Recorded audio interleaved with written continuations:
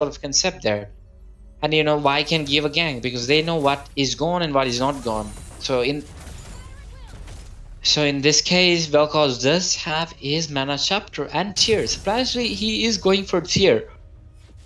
He is not going for that early Liandry's, despite them having tanks, but he is going for the Liandry's.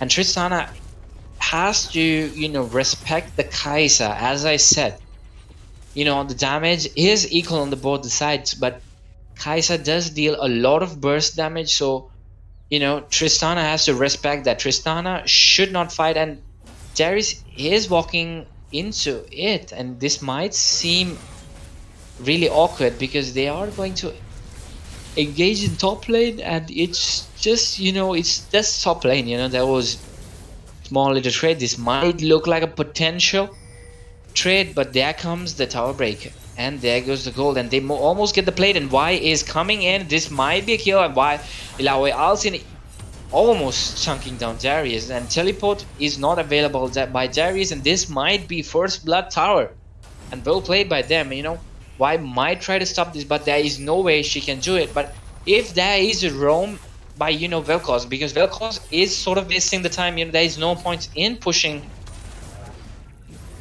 the Galio in, because Vel'Koz could have walked up top and, you know, given them pressure, but instead Vel'Koz decides to stay in mid and pressure is, and there goes the first blood turret to the Illaoi, and this is gonna help him snowball even further, getting Illaoi into that late game, which is very scary because a late game Illaoi is gonna split push and there isn't much you can do. And Darius does have Conqueror, which can give him quite a bit of dueling potential, but you do not forget that on the side of Illaoi she does have, you know, Kleptomancy.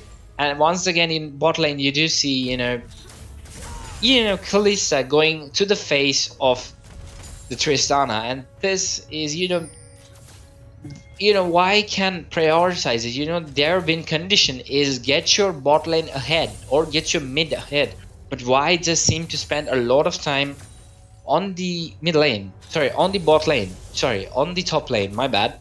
So why just spend a lot of time on the top lane, which is a sort of time waste, because your win condition is your Tristana ahead before the Kai'Sa, and which is being ignored by the Y. And I believe it's not a good practice, because if this continues on late game, this is going to be very hard, because on the side of Team Red, they are a team which has a late game which can literally crush SSG Megabots, and they have to, you know, take that lead. And even though despite having a kill, the goal lead is not looking healthy, because on the side of SSG Megabots you do see 3000 gold difference, and which is not a healthy thing, because that goal lead is gonna keep going on. And there comes a dragon, which, you know, is gonna give them much more pressure, because they are gonna be fighting more.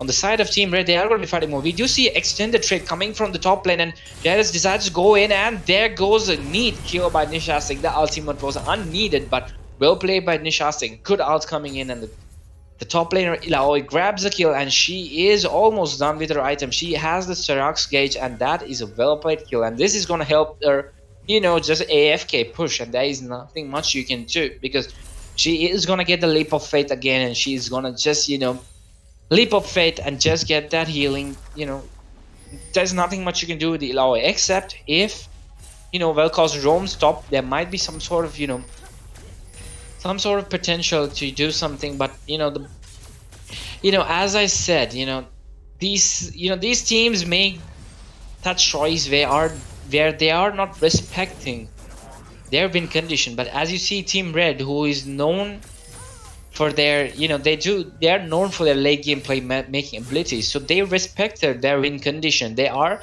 going towards the win condition. They are, you know, going for the late game, because that's where they shine in. So they are doing it, and in this case they are given an easy platform. You know, they can, you know, literally go in, and we do see a fight coming in the side of near the Herald, and there comes a good kill, and they are caught off guard, and a good ult by Vel'Koz, but Vel'Koz blows the barrier, and there is a fight going. It is uneven. Illaoi is looking healthy, and there comes a pull from Darius, and Darius misses the ult by a little bit, and there comes a taunt from Galio and a knockoff from this, and there might be a kill for Illaoi, but Darius does get the movement speed, but he is slowed by the tether, and this is gonna be sad. That was a slight misplay, but you know, even though they did get a lead, the bot lane chart is down, which means the map is much more open, and the next sieging will be on the mid lane, and which they have to watch out for. Team SSG Megabots have to be very cautious now, because all lanes are open now except mid lane, and there comes a kill, and Nisha Stick almost grabs it but gets start aggro and backs away. That was a very close kill, but it was really well played by him. So as he said, the top lane met their win condition, and there is nothing much you can do now. But you know, as I said, you can still prioritize on the 3v3 trades. You know, Tristana does shine on the part of getting those skirmishes, because she, you know, Tristana is sort of this, you know, the sieging type ADC. She's sort of like a Caitlyn, but you know, much more powerful with a locking in ADC. Sorry, a locking in support. She is very powerful, but you know, they are not using it. And Lemonades does have a lot of farm compared to Tristana, because you know, they did have, you know, harass them really well. That was really well played.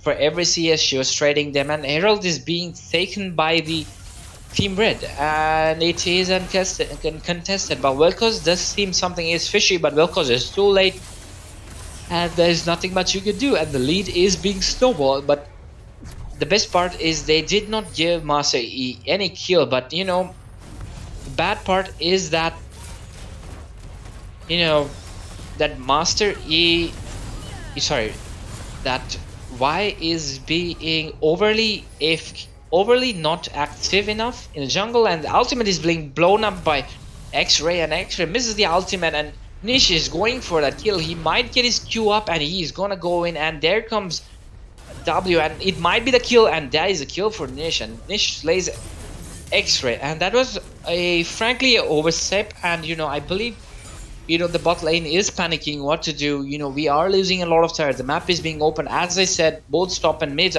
top and bot lane are open, and they are just gonna siege mid, and there is nothing much you can do about it. So yeah. So you know, if you are a rookie team, you know, if you're, you know, hoping to compete on the level of these teams, because you know, as you know, I forgot to mention that Team Red is one of the teams, you know, they are one of the best teams in Sri Lanka. So you know, you have to respect that, you know, they have their macros down. So if you're ever, you know, going against these, you know, best teams in Sri Lanka, you might need to learn a few things too. You know, if Y had vertical jungle here, it would have put Master E behind, and it would have given a lot of vision, and it would have given, you know, priority for Y in the bot side, and Y could have given more gang, which Y ignored and went for the traditional path. And even in the inside of Red also, you see them making the same mistake. But in this case, they had other macro plans. You know, they had planned to snowball their top lane, which is good. Despite the fact they're not vertical jungling, they did have some sort of macro plan. The problem I see in the team, you know, in the smaller teams, is that they do not prioritize the macro. You know, they make a draft, but they don't play for their draft, which is really bad. And you know, this match is going to take a miracle, but they do collapse on Ilaoi. Ilaoi is getting collapsed, but a good ult from Galio is going to come. Ilaoi is going to do is, and there comes the ult in. Tarek ults in, Master E ults in, everyone goes in, and there is a good finishing off. So you know, there is no getting back from this. You know, they are going to continuously siege, and there is 2 down, and Tristana is on the top side, which is really uncoordinated. And you know, they are going to siege mid, and this is going to, you know, result in odd loser. Unless, you know, they can get those pick. You know, goal lead is not much. Tristana tries to, you know, face check that Kalista. And you know, they should respect that, and you know, but Timo is life goal is fighting Nish, and boom, that was a very good ultimate. Says My Fate comes in, and Ilaoi Nisha Stick just, you know, obliterates Vel'Koz out of it. You know, it is not the fault of Vel'Koz, but I believe on the side of SSG Megabots, they have just made, you know, tiny macro mistakes, you know, which could be fixed. You know, maybe they could have gone for a better jungler, and the kill is picked up by Tango, but good job by there. This might mean, because you know, Y can make quite the impact, because she did get quite a few of her buffs back in 9.4 or 9.5. She did get quite a bit of, snowballing her kills might help, but at this point, I'm afraid. With a 7k lead, it might be too late. Let's hope so.